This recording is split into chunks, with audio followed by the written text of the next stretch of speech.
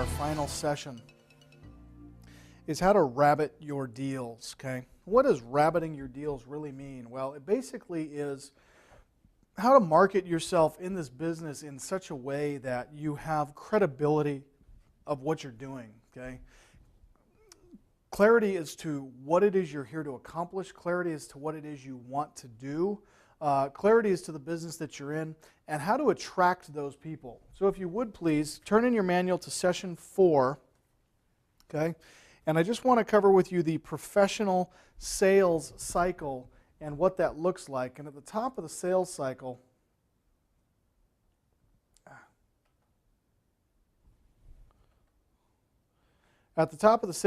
we start by prospecting, okay? Now, prospecting comes in the form of identifying people who need funding. Also, identifying people who have funding. Now, as I mentioned in previous sessions, my access to funds is not your only access to funds. And guys, if all I wanted to do was train you how to be dependent on me for funding, this would have been a whole different training. The reason that I've gone through the pains that I've gone through to get you this education is so that you can have the confidence to go out and identify other funding sources, because there are constantly lenders coming on the scene and lenders leaving the scene, and I would never think that I have an exhaustive list of people that have access to capital or people that have capital. One of my goals here, guys, in the next couple of years is to be running a $1 billion fund. A $1 billion fund. That's a tremendous amount of money, as you know, but I would love to be running a fund of that size. And the only way that I'm going to be able to accomplish that goal is for all of you to get involved in prospecting for people who need funding so we can get their deals closed, and also identifying people who have funding. So if you would please, if you're anything like me, I learn best visually, which is why I've presented the final session this way, not to mention that it's the afternoon session. So I'm going to challenge you guys, we're in the home stretch here, I'm going to challenge you to stay awake and stay with me. All right? So make sure that you're taking notes on the corresponding manual. And at the top page here, the P stands for prospecting. I'll put the P here. Prospecting. Okay? Now, how do we go about prospecting? Well, you've got to make sure that you never stop marketing and that you never stop networking. If you're not placing an ad on Craigslist or Backpage or in your local penny saver, your local nickel nick, or going to your local real estate investment clubs and announcing that you have access to funds, you are missing it big time. I was fortunate enough to attend the North San Diego chapter, and I was there doing some consulting with some clients, and I told them, I said, look, go up in front of this room. There had to be 100 people in this audience, and you were given 30 seconds, if you wanted to go up in front of that room and share with people what you do. And I said, are you going to go present? And he said, no, why? I don't have anything to present. I said, what? I said, you have access to funds. I said, everybody needs money. I said, you get up there and you announce, I want you to put your phone number on a piece of yellow paper, and you go up there and you announce, hey, I got money to lend, okay? It's about networking, getting your name out there. And remember what I said earlier about never stopping to share with people what you do. So I don't care what business you're in, I don't care what your skill set is. From this day forward, you introduce yourself as a lender, okay? Someone who has access to funds. That's what we want you to have. So, excuse me, prospecting. Next, we have the original contact, okay? Original contact. Excuse me. We are prospecting for an original contact, okay? Now, this is going back to those of you that are like mining Craigslist for people looking for money. That is not an original contact. That's somebody else's contact.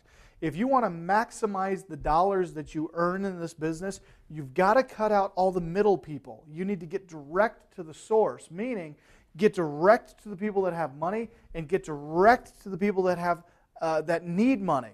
Don't be mining through Craigslist and scraping data, because it's not your original contact, which means you don't own the leads. Now, in my business of marketing, I can certainly go, private label someone's list. If someone's got a list of 100,000 people, I can go get their list and I can send an email to them, and that email is going to be very ineffective because they're not my people. They don't know me. We don't have a relationship. They are not my original contact. So if I want to maximize my dollars earned, I got to make sure that everyone I'm doing business with is a direct source to the money or direct source to whoever needs the money. Okay? So we prospect to get more original contacts.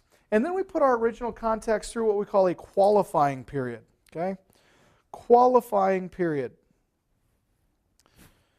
What the qualifying period is really what I've been spending the day doing with you guys. I am qualifying all of you.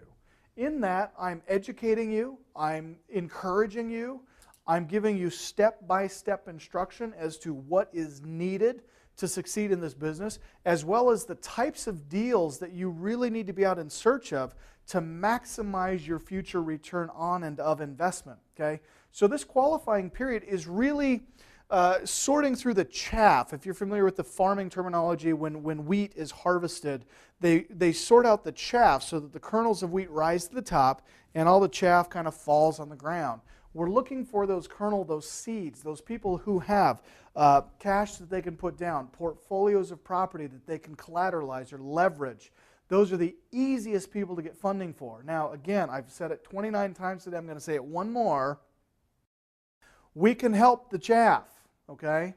But if you want to maximize revenue, you've got to pick up the low-hanging fruit. You've got to pursue the stuff that's going to get you paid more quickly.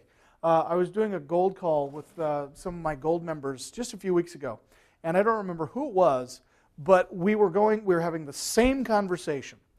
And again, if she were a cartoon character, light bulb would have gone on, and she said this. She said, so basically, Lee, what you're telling me is I need to take off my social worker's hat and put on my investor hat. And I said, wow, you got it. Folks, if there are investors and people out there looking to borrow money who have cash to put down and portfolios to collateralize, that you can maximize not only this expediency that you can get them money, but also the expediency that you can get paid. Why would you try to push through a deal where they've got no money to put down, they want to borrow 100% of the acquisition, and they want money for fix-up and repair? Again, not saying there's no loans for those folks. I'm merely saying there's so many good wheat kernels that we can get paid on quickly that if you don't have anything else to work the chaff. But if you better prospect, if you go after original contacts frequently, and you take the time to qualify these folks, they will come to you day after day, month after month, year after year, looking for your help in getting funding. And that's the relationship we want to create. Okay? Now, the qualifying period can be simplified by putting on a presentation. Now, in the professional sales cycle, the way that this was put together originally, it was for salespeople who go out and they call on other businesses, or they do door-to-door sales, or they do phone sales, and that's where they go out and they do these presentations. Well, I encouraged you guys earlier on this, and Bill, I did get your request for my slides, and I thought it was brilliant because Bill, out of the 100 or so that are on this call, you're the only one who actually sent me an email and requested these slides so that you, Bill, could give this presentation to your original contacts for the qualifying period.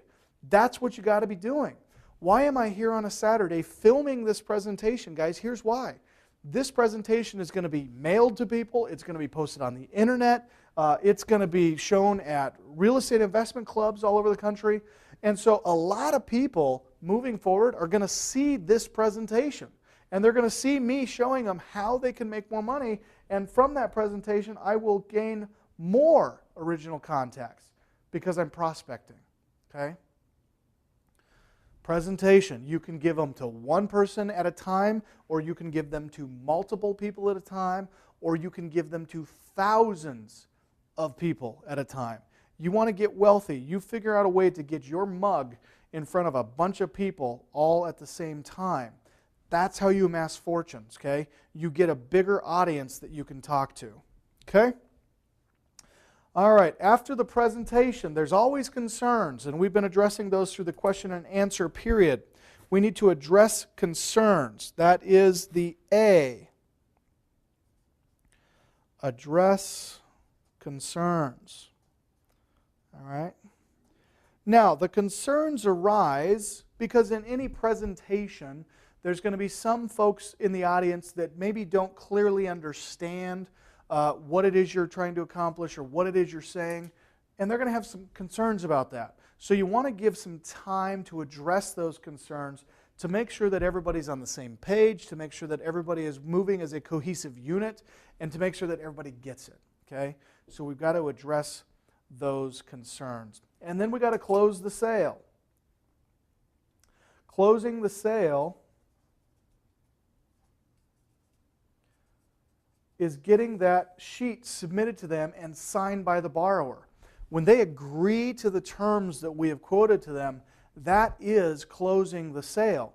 Now, if you're going to be brokering deals to my office or to some other lenders that maybe you've identified, you really don't have anything until you have a borrower that you've prospected as an original contract, who you've qualified through a presentation, addressed their concerns, and gotten them to agree to the terms that you're going to give them money. Okay? Once you have that, and you've packaged all of these things together, you now have something that you can tangibly show to an investor, whether it be me or one that you've identified. You now have something that you can take to them. And where so many of you are missing this thing is you're not even getting original contacts.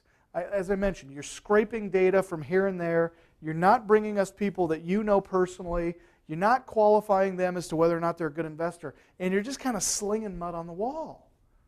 Guys, if you want to make money faster, you got to go through the professional sales cycle. This thing will ensure you get paid more often all the time. And I think that's why you're here. I don't believe that you guys have invested all day Saturday here with me because you don't want to make more money. Pretty sure that's why you're here. Follow the professional sales cycle and you'll be amazed at how fast you will start accumulating wealth. Finally, once you've done a great job, and on your thing here, it kind of got a little screwy on the printing. This should have been here, but finally, you need to put an R on your page, and R stands for referrals. In the professional sales cycle, you've got to get referrals, okay? Now, what I just asked you to do at that last break, where I said, hey, fill out the evaluation form, and I will give you something of value if you'll give me your referrals. The reason for doing that is I want to take your evaluations and the nice things that you said, and I want to use those to get more business. I want to use that for prospecting. I want to use that to get more original contacts. The reason for getting that is it's another form of a referral. Third-party endorsements are the strongest form of marketing that you can possibly imagine. Third-party endorsements. That's people like you saying, hey, you know what? I really enjoyed that presentation. Thank you. I take that presentation now, I put your endorsements on the top and say, hey, Bill said so-and-so, and Judith said this, and Jerry said this. And because of your third-party endorsements, that this was actually a good use of your time, more people are going to watch it, more people are going to see it, and I'm going to get more original contacts. Now, as I mentioned at the very beginning of our session this morning, I want all of you mirroring what I'm doing here, because I have followed the professional sales cycle to a T, and I do this every time, all day, every day. I'm constantly doing the same thing. I had people in my office just yesterday prospecting, making original contacts. So I want to encourage all of you, take this, live by it, create your businesses based on this. You'll be amazed how fast you can start accumulating wealth following the professional sales cycle. Okay, so let's get to here before you start selling your services. Now, I know that a lot of you have been running the ad, you've been getting some phone calls, and you've been calling in and saying, okay, this is the objection I got, this is what I heard. Let me encourage you, before you start selling, okay, be certain that you truly believe in what you do and what you're excited about and helping others with it. If you can't get excited about this business, and if you're not 100% convinced that you can truly help people succeed through what we're doing here, then let me encourage you not to do it. Because if you can't get behind the product, if you can't get behind the service, then you're not going to have any luck in selling it. So make sure that you love what it is we're doing here. Number 2, fill in the blank, please. Make sure that you understand the power of, and the missing word here is empathy. Okay? Missing word here is empathy. Make sure you fill it in. Your clients should feel that you feel like they do and that you have true empathy for them. Okay? So if you're going to go in pursuit of homeowners in foreclosure, make sure that you empathize with them in their situation. If you're going to go after first-time homeowners or first-time investors that have maybe never done this business, and some of you have a real desire to work in those markets, but remember the qualifying period, okay? Make sure that you have empathy for their situation. Now for me, if it didn't come clear through here, let me qualify this. I have a tremendous amount of empathy for those of you that are getting started in this business. I have a tremendous amount of empathy for those that want to do this business. Where I don't have empathy is for the criers and the whiners who, when they're confronted with a need to come up with some funds, they immediately shut down and say, well, that's not what you said. No, no, no, no. Again, guys, if you've got to put some money down to get a deal done, then you go find the money to put down. And you close a couple of deals, and you prove yourself, and you establish that you are a player, and you won't have to put any money down ever again. And I can tell you, after being in the investment world for 15 plus years, the first couple of deals that I didn't put any of my own money down, but I went out and found somebody who would be willing to put that money down and partner with me. But now, as you get a reputation, as you command respect and develop rapport with people, you will find that they'll just give you money based on your reputation, based on the fact that you can perform, based on the fact that you are who you say you are, and that you're going to do what you say you're going to do. There's value there. My grandmother always says, and it's actually scripture, she's quoting Proverbs, but she says, a good reputation, a good name is more valuable than gold or riches, which is so true. But you cannot get a good name and a good reputation without doing the things you say you're going to do and having empathy for people. Number 3, know your selling style. How do you sell? Are you an interesting extrovert? Interesting extroverts are defined as this. They love to control the conversation, like to hear themselves talk, don't focus well on others. Instead, they're thinking about what they'll say next. I got to tell you, this platform of doing webinars, being videotaped in a room all by myself with my media guy, it's incredibly challenging and it's tiring because I don't have an audience to draw off of from your enthusiasm and your feedback and your excitement.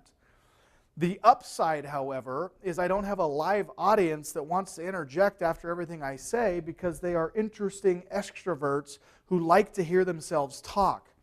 Guys, let me share this with you. One of my goals in life, when I got into business, became an entrepreneur, left the grocery store and decided that I'm never going to work for anyone else but me. When I made that decision, I established a goal for myself, and I would like you to maybe think about adopting it for your own business. Here's the goal. In every social, business setting or endeavor, my goal is to be the poorest, dumbest guy in the room. I want to be the poorest, dumbest guy, least educated person in that room. Because if that's the crowd that I've surrounded myself with, everyone in there knows how to make more money than I've ever made, and everyone in there knows more than I'll ever know. And I want to draw off of that group of people. I want to draw off of the association. Jim Rohn says we're the sum total of the 5 people we spend the most time with.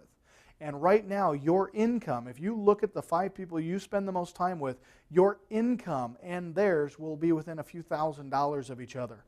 So if you want to make more money, start associating with more affluent people. Surround yourself with people who have more money than you do and people that know more than you do. It's through the power of that association that you're going to achieve the goals that you're looking for. That said, if you're an interesting extrovert Nothing wrong with that, but you need to learn how to channel that energy. Meaning, if you're in a room full of rich people that know more than you do and make more than you do, you need to stop talking. Shut up and listen. They have a ton to teach you. You don't need to be talking constantly, especially in a selling situation. I don't know about you, but when somebody comes into my office trying to sell me something and they don't ever stop talking, I shut down and I'm like, okay, you got to go. This meeting is over. It's the one that comes in and asks me compelling questions and listens intently. Those are the people I buy from. And those are the people that are going to buy from you. So I encourage you to do those. Interested introverts come across as somewhat humble or shy. They are willing to give up control of the conversation, and they would rather listen than talk. Number 4 says, pay attention to how you come across with regard to body language and voice inflection. Okay? Now, know your selling style. Try to create a version of you that incorporates both, all right? Something that incorporates both interesting extroverts and interested introverts. There's a nice happy medium there. Find it, use it. You'll be amazed how successful you'll be with it. Also, you want to get good at this. You want to make a lot of money at this. Master your vocabulary. Okay? Vocabulary is a big deal. And if you say the wrong things at the wrong time, or you use the wrong words when maybe you meant to say this, you said that, people will start to question whether you really know what you're talking about. Now, I've been teaching for like 10 years. I've been investing in real estate for 15 years, and I've gotten some of the language patterns down, but it has taken me a long time to get to the point where I truly feel confident with what I'm saying. And I am always reading books. I love to read, and I use the vocabulary that the writers use and the language and the sentence patterns that they've put together. Because it's amazing, and it really can advance you in social settings, in conversations, as well as in presentations, because you come off as polished. You come off as one who knows what they're talking about. You come off as credible, and people will want to give you money, and people will want to do business with you because of that. So master your vocabulary. Understand that your greatest enemy at the table, desk, or on the phone is the clients, and the F, guys, stands for fear. Your greatest enemy at the table is the client's fear. And here's what they're afraid of. They're afraid of you being a fast talker. They're afraid of you being too pushy. And they're afraid of you being too familiar too soon.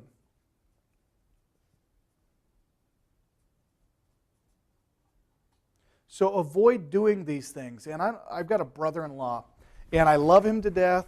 Hi, Mark. But he's one of these guys, and it's truly a talent for him. He can literally walk into any setting, and he's best friends with everyone in the room in a matter of seconds. He's very good at it. For me, though, doesn't work for me. I don't like people who are too familiar too soon. I don't want to meet you and an hour later have you patting me on the shoulder, calling me buddy, what's up, guy. Too familiar too soon. It comes off as pushy and disingenuous in my opinion. And talking fast, well, I have a hard time talking about that because I talk fast. But I will tell you this. If you were to see me in a selling situation where it was me and a client, I would match inflection, I would match tone, I would match speed. And that's just something that you will learn as a professional salesperson. In fact, we're actually going to get to that here. To relate to more people, just be the opposite, okay? So you want to match their rate and volume of speech. Match their rate and volume of speech. And don't push. And you're seeing on your PowerPoint there, don't push. Lead with questions and be an intent listener. Lead with questions and be an intent listener. Use their last name and earn the right to use their first name. And this goes back to being too familiar too soon. When you just meet someone and they're like, hey Lee, how you doing? If they really truly want to sell me something and gain my respect and establish rapport, they would refer to me as Mr. Arnold until they were given permission to use my first name. That's just good manners, okay? So when you're in a setting like this where you're trying to establish rapport, use their last name. Hey, Mr. Arnold, how are you? Oh, I'm doing great. How are you doing? Oh, I'm doing fantastic. Hey, is it okay if I can call you Mr. Arnold, but is it okay if I call you Lee? Sure, you can call me Lee. Great. Now they've gotten permission to use my first name. And I love number 2, don't push. People who meet me, for whatever reason, when I'm in a presentation situation and I'm on the stage or the platform, people just assume that I push, that I'm this bulldog salesperson. And I'm not. I'm actually much different than that. The way that I sell is that I lead with questions. Because if you're going to truly sell anybody anything, you need to better understand what they're passionate about and what it is they're trying to accomplish. So I'm going to ask questions, not because I want to just ask questions. I truly want to know what the answer is. So I'm going to lead with questions, and I'm going to be an intent listener. Now, something else that people find fascinating with me, if you ever came to my office or saw me in a selling situation, you will not find me without a yellow pad. You will not find me anywhere without a yellow pad. Every call, every situation, everything I do, here's my yellow pad right now. You can see that I date the time that I'm talking to people, the person that I'm talking to, what I'm talking to them about, what I'm doing, what I have going on at that given time. And I literally take pages and pages of notes as I'm having conversations with people about what we're discussing, what it's about. If you don't have one of these, get one. And take notes. Now, for me, I have not been diagnosed with it, but I've been accused of it. I have ADD, adult, whatever it is. Which means if I don't actively write down what you're saying and clearly focus in on what it is you're talking about, my mind will wander. I mean, it'll go in all kinds of different directions. So the other reason that I write things down and take good notes is I want to make sure that I pay attention and that I'm an intent listener. And I'm going to use those things when I go back. If we're going to do business together, I'm going to use some of the things that you've told me as to what you're passionate about and what you like and what you want to do to help convince you that doing business with me is a good idea. Okay? My average call, if I'm on the phone for half an hour, I will take probably a half page to a full page of notes in a 30-minute conversation. And I never throw out my notepads. I got notepads dating back 10 plus years from conversations I've had, and I would encourage you to do the same. The fear factor. Understand the potential client's fears. Okay?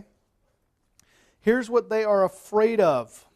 They are afraid of you. They're afraid of you.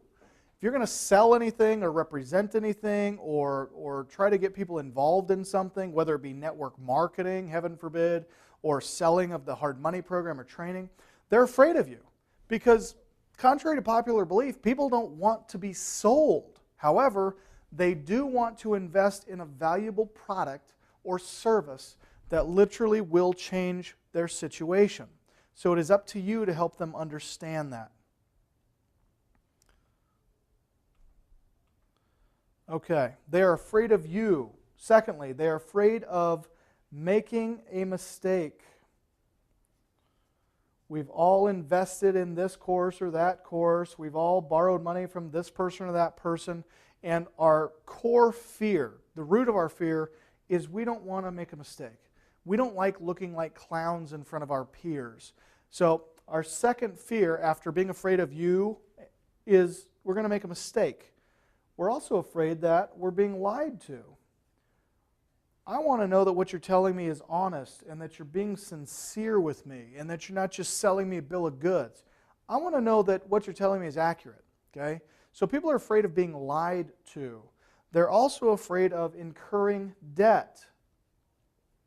And when you start talking to new investors that you have not properly taken through a qualifying period, and you start quoting rates like 6 and 12 or 10 and 20, and you know they're afraid of incurring debt, you better make sure you've taken a sufficient amount of time to walk them through why private and hard money lending and borrowing is a good thing for their business.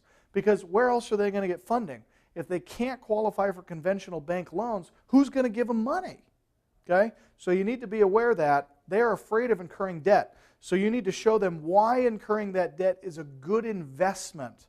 Because if debt is being used to produce wealth, then it's a very good use of debt. Consumer debt, on the other hand, is not good debt. And the reason most people are afraid of incurring debt is they've never had a good, positive experience in accumulating debt. Donald Trump, again, going back to his book, The Art of the Deal. Donald Trump said this: if you incur debt the right way, the more debt you have, the more wealth you create. And what he was saying is, if you're buying property and incurring millions of dollars in debt, but those properties are worth millions of dollars more than you owe, then that's good debt. Bad debt is the debt that you have to work to pay back. That's consumable debt. That's consumer debt. That's, buying food with a credit card, buying clothes, going on vacations with a credit card. That's bad debt. And it's that type of debt that most consumers in this country are afraid of because they're not used to investment debt. Hard money loans, if you're going to get a return on investment, please write this down. This is the theme. Opportunity costs, okay? Opportunity costs.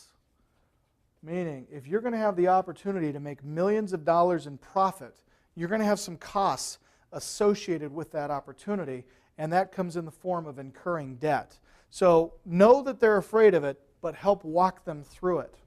They are afraid of losing face. This goes back to them being afraid of making a mistake. They're afraid of losing face. They don't want to look bad in front of their peer group. And they are afraid of the unknown.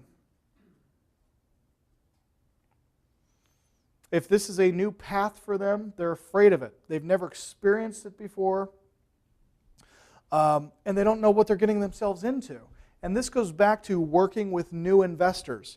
And because I've been selling real estate-related products and courses for quite some time, I've had the privilege of working with a lot of new investors. But I'll tell you, it's sad that of the number of people that come into the real estate world with high hopes and dreams and aspirations, so very few of them actually succeed at it. And a lot of that is because they didn't know what they were getting themselves into. Furthermore, people just have a tendency to give up too quickly. They just quit too soon, and it's inherent in our culture. And I'll tell you guys, if you want to truly succeed at anything, invest a tremendous amount of money in education. And I've been talking to you all day about the people who've invested in paying me to come, they pay me a lot of money to come out and spend 3 days with them in their market. And I don't do it a lot, but those that are willing to take that leap and make that substantial investment, most of them go on to succeed. Because again, if it's painful to achieve, it's painful to give up on.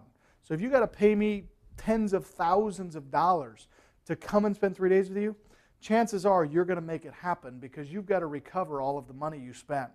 All right? Fear of the unknown. They are afraid because of bad. They're afraid of bad past experiences. Okay? Bad past experiences. So they've gotten involved in something like this before, they had a bad experience, and now they're concerned about it. Their fears often are based on prejudice. Their fears are based on prejudice, meaning that if they sat on a Saturday training call and went around and started telling everybody that they were going to be a hard money lender, and they were going to make millions of dollars in the lending world, well, that's a prejudice. You can't get rich doing what we're all doing here today. You can't get rich watching a DVD at your home. Well, the reality is you can. I got into this business because I was watching a late night infomercial. Some company was coming through town teaching us how to invest in real estate. The show said that if I implemented what they told me, that I could make millions. I went, they sold me more stuff, I bought it. They continued to convince me that I could get rich buying and rehabbing real estate. They were right. You can, and I did. But I worked hard, and I implemented what I was taught and what I was trained. But unfortunately, Because so many people come through these channels to succeed, there's a prejudice against how you make money doing this. Now, I got to tell you, I've been doing this a long time, and I have yet to meet anybody who teaches and instructs and trains on what we just spent the last 8 hours talking about. I don't know a single person that teaches this stuff. So where are you going to learn it? And everything that I've taught you here today was not learned from one source. It was an accumulation of literally hundreds of people that I have either paid or had the privilege of being associated with to glean from them what they have been successful doing. So I've taken all of those great things and I've now given them to you in a nice condensed package so you can go out and immediately start implementing them. Now, I'm certainly not saying I know everything. I still got a long time to go. I've got a lot of business yet to conduct, and I still have a lot to learn. But I'm telling you what I've learned up to this point. Okay? So be careful of prejudices, and don't let them steal your thunder. Don't let people talk you down. Don't let them convince you that you can't do this. Their fears can be based on third-party info.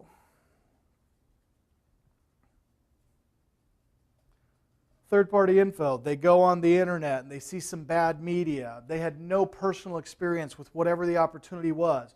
But because somebody had a bad experience, they just assume that that's the gospel. And that's just the reality. No. Go out and experience things for yourself.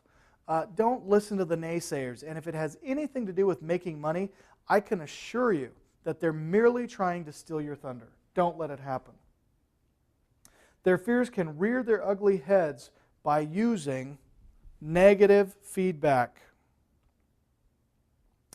Negative feedback.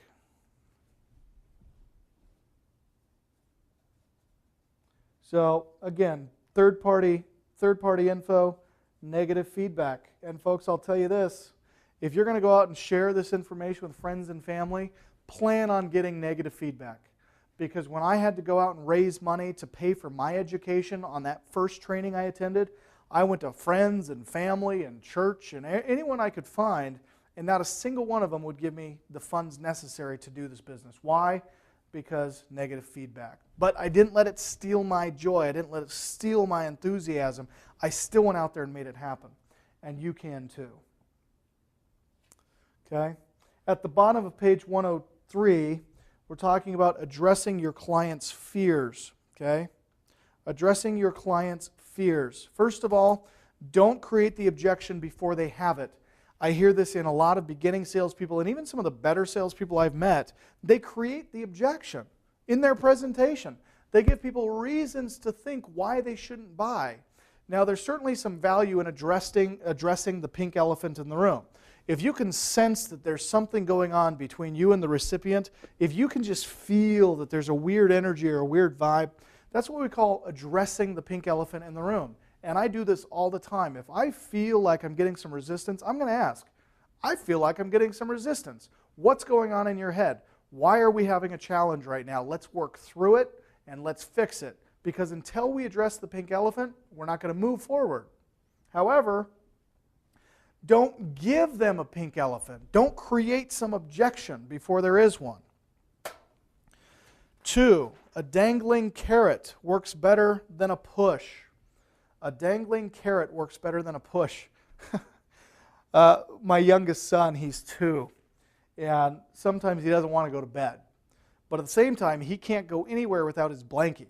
So what I do when I need to get him to bed is I merely take the blankie and I dangle it in front of him. And inevitably, he reaches out to chase it and grab it, and he never quite reaches the blankie until he's in bed. And that's to illustrate this point that a dangled carrot works better than a push. Don't feel like you need to convince anybody to do business with you. There are millions of people in this country.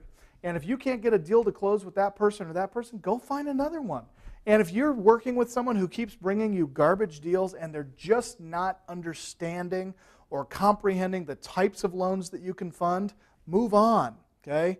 Dangle that carrot, get them to comply, but don't push them to success. And man, I'll tell you, that one statement has come to fruition more and more the longer that I do this. I truly, and I used to be convinced that anybody could be successful if I just pushed them hard enough. But the more I pushed, the more resistance I got. So now I merely just dangle the carrot. You want to be successful? Here's what you need to do. You need to do the following, day in, day out. You need to work with these people. You need to read these books. And if you want the carrot, then you'll do those things. And if you don't, I'm not going to push. Okay?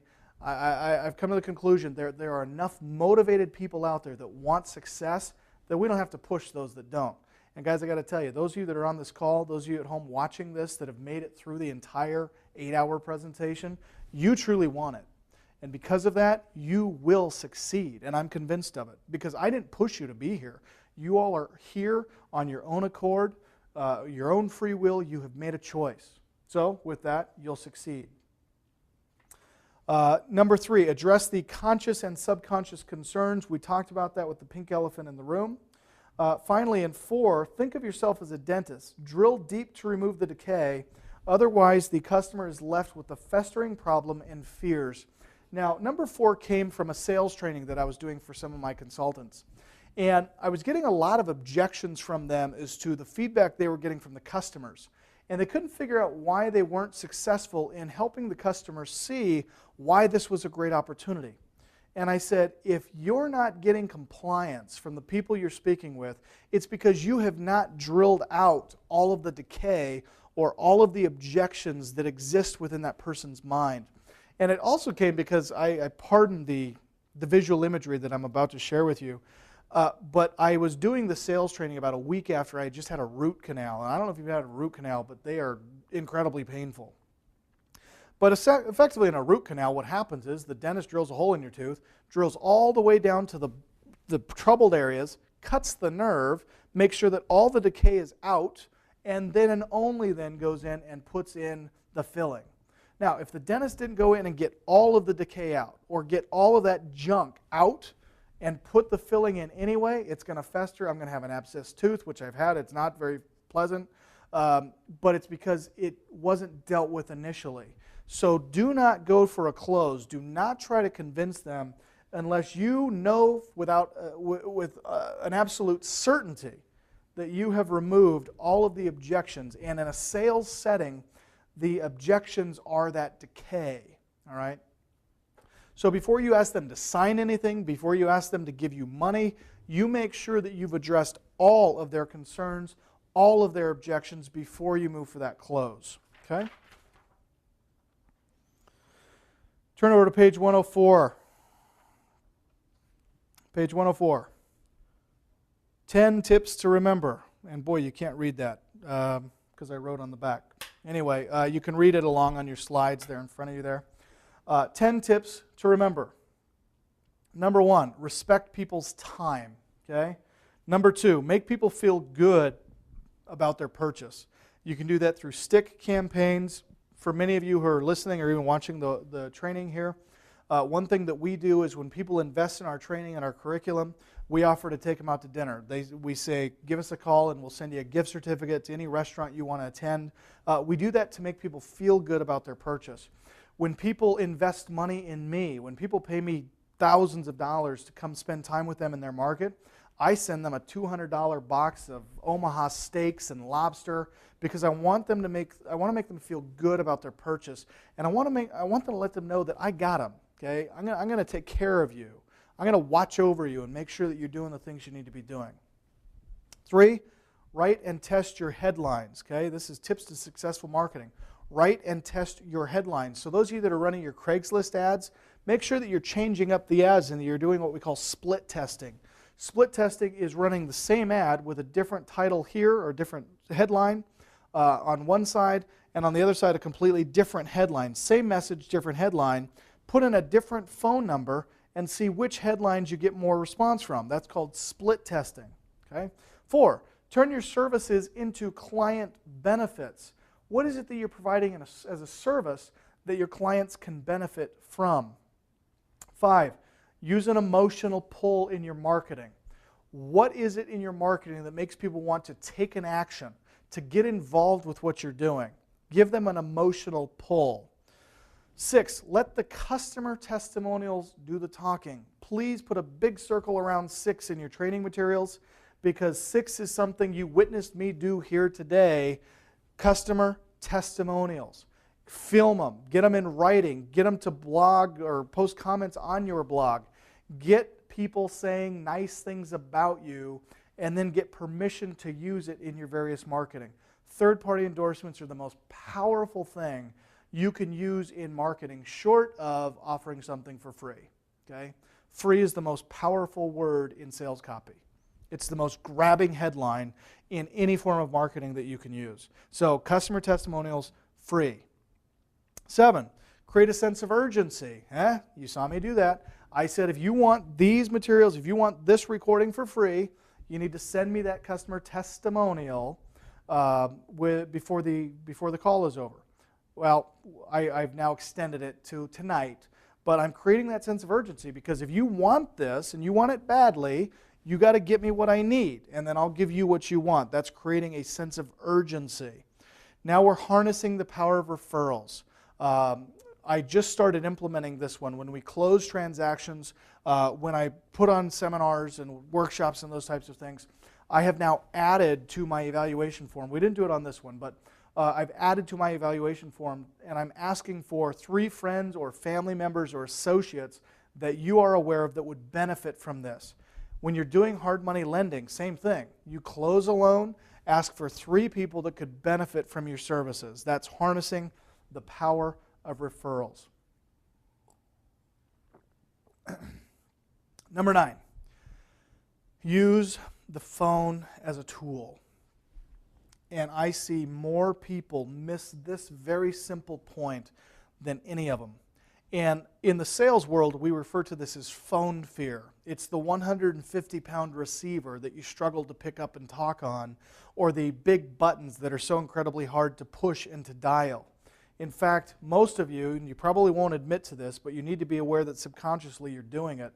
Most of you, when you make an outbound phone call, the one thing going through your mind after you've dialed those numbers and picked up that receiver is this: please don't answer, please don't answer, please don't answer, please don't answer. Because you have phone fear, all right? Get over it. I love the telephone. The telephone, in my opinion, is the most effective form of communication because it doesn't require you to travel. Now, certainly face-to-face and meeting with someone and getting to know them, having a meal with them, there are certainly intricate value associated with that association and that coming togetherness. However, if you want to come meet with me, I'm going to require that you come to my office, okay? That you come to my place of business because I don't want to spend time traveling. And that's just the value of my time. I really don't want to leave my family to come out and spend 3 days with people unless they give me a whole bunch of money. If you're not, they'll have to fly to my office and we can meet there. But to circumvent all of that, just use the phone. Just pick it up and talk with people. And I find it fascinating. I've recently hired a bunch of new salespeople in my office. And they refer to themselves as full-time professional salespeople. But my phone system allows me to track the number of dials that they're making, the amount of minutes that they're spending on every call. And the guys making the least and complaining the most are the ones dialing the least. They're the ones spending the least amount of time on the phone. So guys, as you're going through that sales process and you're prospecting and you're making original contacts, make sure you're doing everything you can to give them a follow-up phone call or a follow-up email or some type of a touch or communication so that you can maximize the power of that contact. Finally, 10, tips for successful marketing. And this is really tips for successful business, in my opinion. You must envision your success before you begin. And if you're new to meeting me, if this is your first exposure to me, you probably haven't heard me talk much about this, but if you've been around with me for a while, you know that I'm very big on goal setting, establishing your vision, establishing what it is you want to accomplish, when you're going to accomplish it. If you haven't read the book yet by Napoleon Hill, How to Think and Grow Rich, Napoleon Hill talks in his book about the power of dominant thought. And the concept of the principle of the power of dominant thought is the more clearly you envision something and the more clearly you define and really narrow in and focus on what it is you're going to accomplish and get true clarity as to where you're going, what it will look like when you get there, and the date and the time that you're going to arrive, you are much more likely to achieve whatever it is you've envisioned. Okay? So write that down. The power of dominant thought. Now, on our notes here on page 104, we've altered 10 to read a little bit differently. And it says here, get out of your own way by mentally preparing yourself for success. Now, if you're like me, you probably didn't grow up in a wealthy environment, and you didn't grow up surrounded by wealthy individuals, which means you need to make it a conscious decision and choice to surround yourself with those types of people. Wherever you have to go to find them, whatever you have to pay to associate with them, you pay it, you find them, you travel, you go. Right now, personally, I'm involved in 3 different mastermind groups where I have to spend a lot of money to go and associate with these people. And I have to travel, and we spend 3 days together. I was just in Salt Lake City doing one. We locked ourselves in a hotel ballroom, just 22 of us, for 3 solid days, and each one of us spent an hour in front of our peer groups talking about our businesses, talking about our career, our families, our fears, our concerns, and then having them go around and critique individually, one by one, what was wrong with our business, what we needed to change, how we could make it better. And they were all millionaires. So I really respected what they had to say as to how I could change my business. Guys, if you're not part of a mastermind, if you're not actively in pursuit of these types of sphere group circles, you got to go out and search for them. And you, again, make it a conscious choice to do it. For me, I don't know if you've been to Spokane, Washington, but growing up there as a child, I was convinced that there was nobody with money in Spokane, Washington. So I left when I was very young. I moved to the other side of the country. I moved to Cape Coral, Florida, because I had been offered a job there by a group that was surrounded with affluent, wealthy people. And in reading Rich Dad, Poor Dad, he said, if you want to be rich and successful, you've got to hang out with rich and successful people. And I took that to heart. And from that moment forward, I always pursued, and I continue to pursue, associating with and hanging out with people of affluency. And it's not shallow, okay? It's not because, oh, I only want to hang out with rich people. No. I love to learn. I love to sit under the sound doctrine of people who truly understand their industry and have mastered their craft. And for you, I would encourage you to pursue the same things, okay? So, get out of your own way by mentally preparing yourself for success. I've put a couple of books that I feel you should read. There's certainly a lot more of them. However, these are the most immediate ones. And if there's any on this list that you haven't read, go to Amazon.com, buy them used, whatever you have to do, just buy them, okay? Now, I don't care if you believe you are a salesperson or you're not a salesperson or you don't want to be a salesperson. Folks, understand that the top 1% of income earners in this country are salespeople because they are master communicators. And I want to encourage you to become a student of communication because communication is selling, and selling is affluency, and affluency is amassing wealth, all right? So become a master communicator and learn how you sell, which is why I recommend this book. It's part of the Robert Kiyosaki series. It's called Sales Dogs. It says you do not have to be an attack dog to be successful in sales. I was teaching a sales training a couple of days ago, and I could see that one of my salespeople had mentally shut down. And so I pulled him aside after the training, and I said, you know what? I've been training for about 2 hours, and you shut down about an hour into my presentation. I said, tell me why.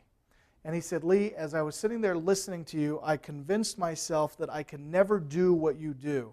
I can never present the way that you present. I can never pull off your shtick. Good. Don't try to pull off my shtick. Don't try to be me. Don't try to do it the way I do it. You must develop your own selling style. And this Sales Dogs book is great for that because it basically takes the various breeds of dogs and breaks them down on their demeanor and the way they carry themselves and the way they are with people and the way they relate to others. And they put it in terms of selling. And it's very easy to understand. It's a very short book, and it will help you a lot.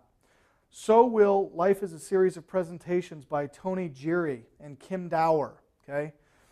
8 ways to inspire, inform, and influence anyone. If you haven't read this book, pick it up because this book isn't just about selling, and that's why I love the title. Life is a series of presentations, because, folks, everywhere you go, everything you do, every interaction with another individual, another human being, whether it's direct with them or they oversee or visualize your interaction with someone else, you are making a presentation as to what kind of a person you are, as to whether you have empathy or sympathy for others, as to whether you have compassion or you want to help people or you want to take advantage of people. All of that comes through your body language, the way you project, and just how you are. Get familiar with the way you present and how you come across to people. Rich Dad, Poor Dad. What the rich teach their kids about money that the poor and the middle class do not.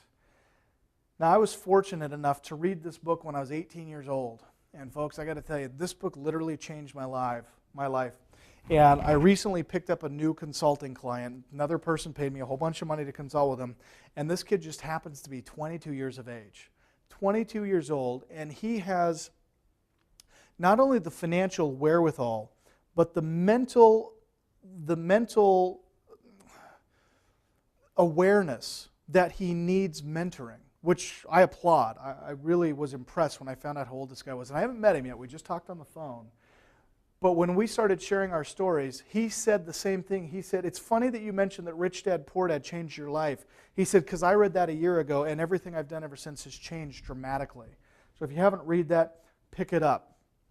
4, this is a new book, Predictably Irrational. It came out in 2007. There's been a revision of it in 2009, and you can pick it up from back then.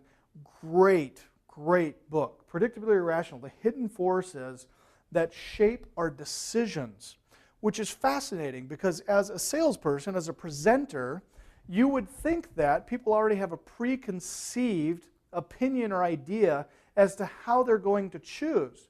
But the reality is they've actually already decided what they're going to do, how they're going to arrive there.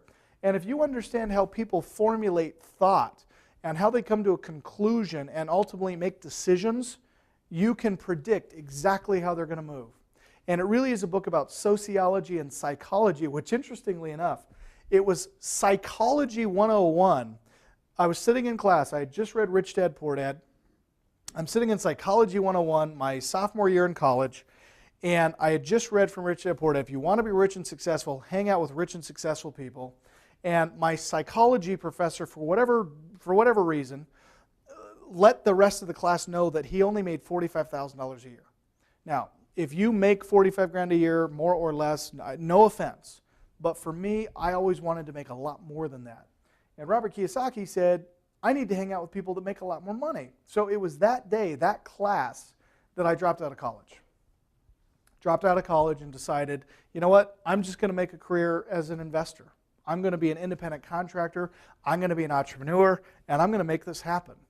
Notice that I never said I'm going to try to make this happen. I decided I'm going to make this happen. And that was the turning point for me when I eliminated words from my vocabulary like trying and crying and ifs and what ifs.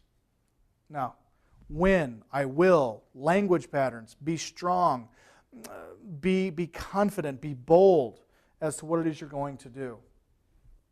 And read that book. That is my favorite book. I've been referring that book to everybody. The author is Dan Ariely. He's actually a professor over at MIT. And what this book will tell you is how people think and what forces make them decide to do the things that they do. So I left college in psychology, and now I've come full circle to realize that psychology really helps us know how people interact. Finally, 5, Secrets of the Millionaire Mind, Mastering the Inner Game of Wealth by T. Harv Eker. And if you have the opportunity to go to one of T. Harv's mastermind training groups, I would really encourage you to go because he really has it down. Secrets of the Millionaire Mind. Check it out. I think you will really benefit from it. Okay? Anything I can to help you achieve the level of success that you want to achieve. All right, questions. Here we go.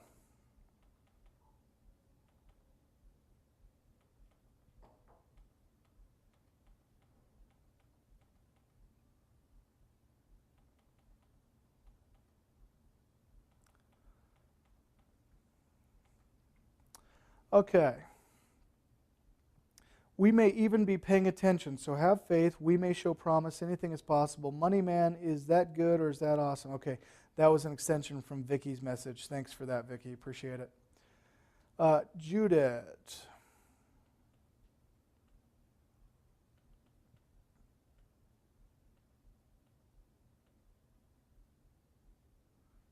Thanks, Brian, for the feedback. Brian said, wow, that was a great message on addressing your client fears. And just to reiterate that, Brian, thank you. I appreciate the feedback. But please implement that in all facets of your business, no matter what you sell or what business you're in. Use the sales cycle. It is flawless. I mean, it works every time. But know that your clients have fears, and it's okay that they have fears. They should. If they're going to make a decision that could change their life, they should have some fears about that.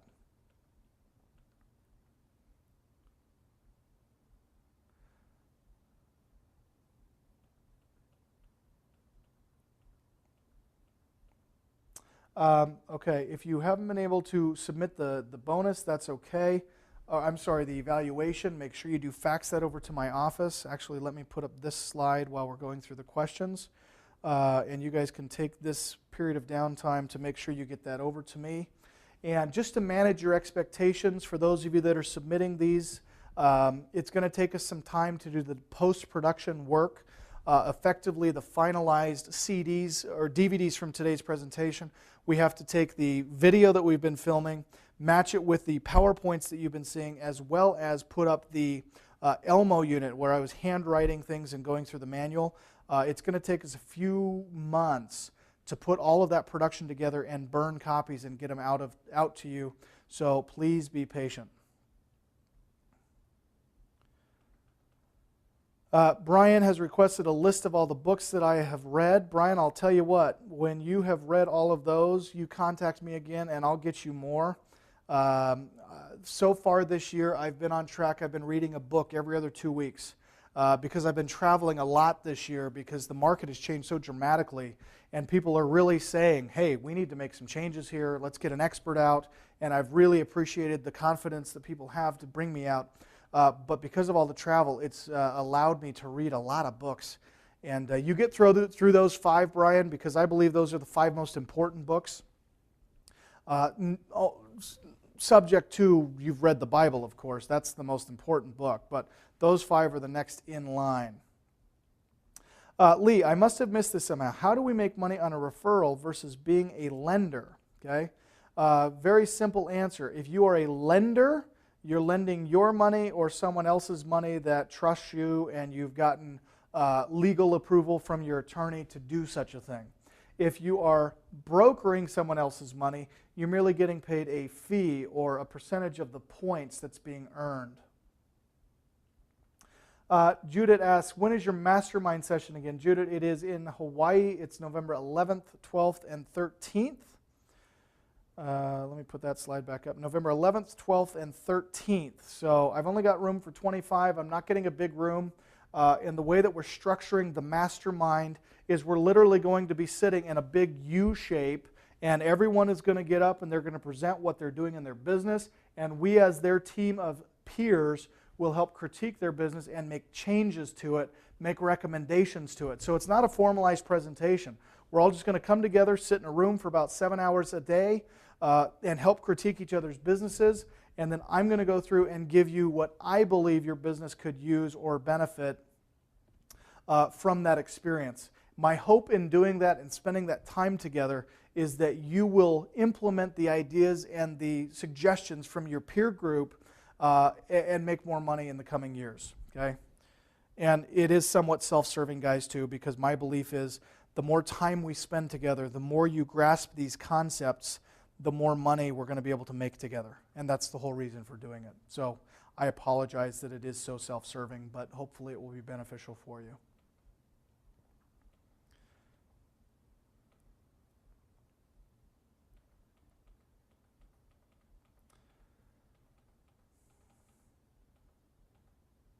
Okay, does the cross-collateralization take longer than a normal deal? The example I gave you of cross-collateralization, does that take longer than a normal deal? Yes, because when you're cross-collateralizing, you now have to evaluate the surrounding properties or those that are being bundled together and collateralized under the same blanket loan, which means we now have to do due diligence not only on the subject property that's being acquired, but we also have to do due diligence on the surrounding properties as well. In a nutshell, what kind of deals fund easily? Great question, Joanne. You want to get paid quickly, here's what you're looking for. Properties between $50,000, $350,000 that are in communities, developed communities, established communities, where they are the same size, on the same size lot, and they look a lot like the other properties. They are merely beat up and they're in disrepair, subject to the surrounding counterparts. Okay, so you want the ugliest house in the nicest neighborhood that is between the price of $50 to $350. That's where you're going. That's the sweet spot. You want to get paid fast, pursue those deals.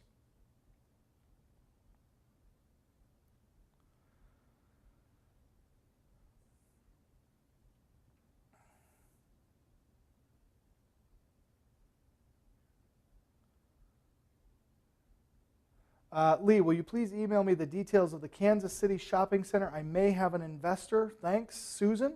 By the way, this was a fabulous 8-hour seminar. Don't know where the time, Don't know where the time went. Thanks, Susan. I appreciate the feedback. And Susan, I actually want to talk with you, so you need to call Jen and set up a meeting with us Monday. We need to go through a few things, and I'm going to be out in Vegas with you in a couple of weeks, so we need to get that scheduled, okay? Robert says, Lee, I know you read a lot of books. When are you writing your next book? Good question, Robert. It's actually in production. If you guys have my free dessert 8-hour training, if you weren't able to attend, I did an 8-hour training probably 2 or 3 months ago on the topic of free dessert, and the subject line is how to get anything you've ever wanted for free merely by asking. And I'm going to put together a book that is both on the art of asking, the art of negotiating, the art of getting what you want merely by telling people what you need. So it is in work. It is in works, Robert, here, but I gotta be honest, I got a little sidetracked in some of these other things that I'm working on, but it will come, I promise. Does the 48-hour time only apply after all documentation is complete? This is Gwendolyn. Yes, Gwendolyn, and thank you for pointing that out. That's a great question. And what Gwendolyn is asking here is, if we're making representations that we can close within 48 hours, that's based on we get a complete package in hour 1. The due diligence doesn't take much time at all, as long as all of the information is presented in a nice compartmentalized package that we can immediately go out in search of investors for. So we've got to have a complete package to get that going. Michael says, Lee, can we cross-collateralize with other collateral and real estate? Absolutely, as long as you own it or the person that owns it has given you permission to cross-collateralize it and they are signing on the new deals. Pagel says, are REOs good for $50,000 to $350,000? You got to be real careful with REOs, Pagel, because remember what I said. If it's easy to find, it's challenging to fund. If it's challenging to find, it's easy to fund. And REOs are incredibly easy to find, which makes them difficult or challenging to fund because there's so much information about them and they're readily available to any Tom, Dick, and Harry that reads a book on REO investing. So just know, if you're going to be buying REOs, you're going to have more skin in the game than you would otherwise if it was a private seller or a private situation.